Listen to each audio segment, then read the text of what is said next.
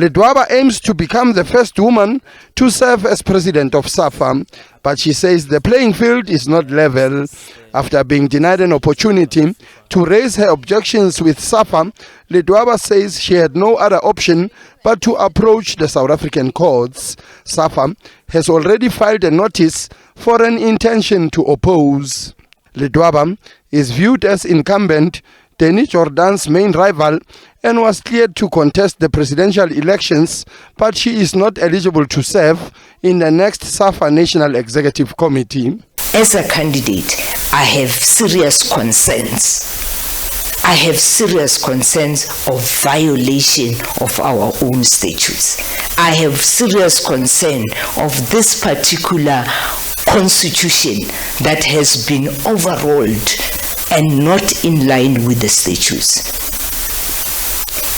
And I have done my part in-house. I have lodged my dispute with the association.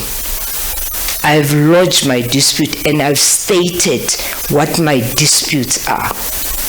And I have been denied an opportunity to come and address those disputes internally.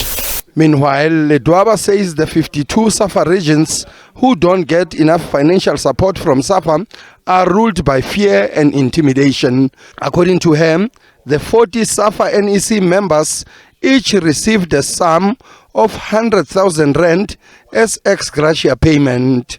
The payments were made despite SAFA reporting a profit of a mere 1 million rand in the past financial year. It's money for football. It's not money for individuals. I said to you, if you are lucky as a region, you will get your 35,000 rand.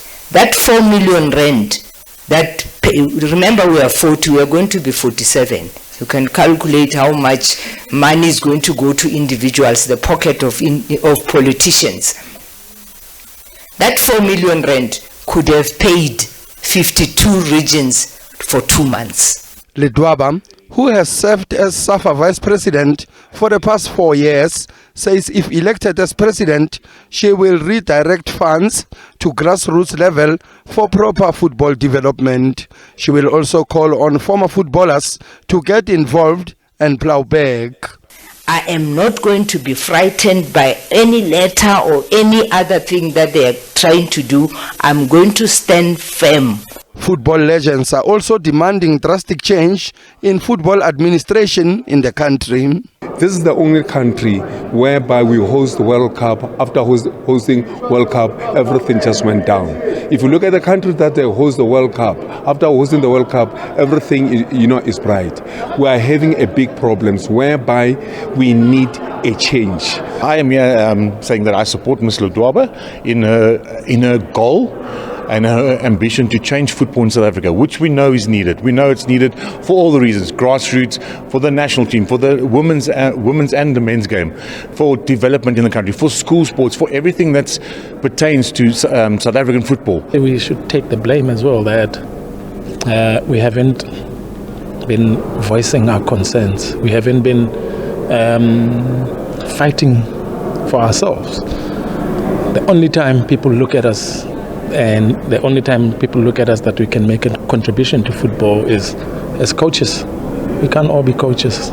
Ledwaba says she's received all the necessary support from within SAFA structures and from external stakeholders to take over as SAFA president. Sfiso Ramara, SABC News, Johannesburg.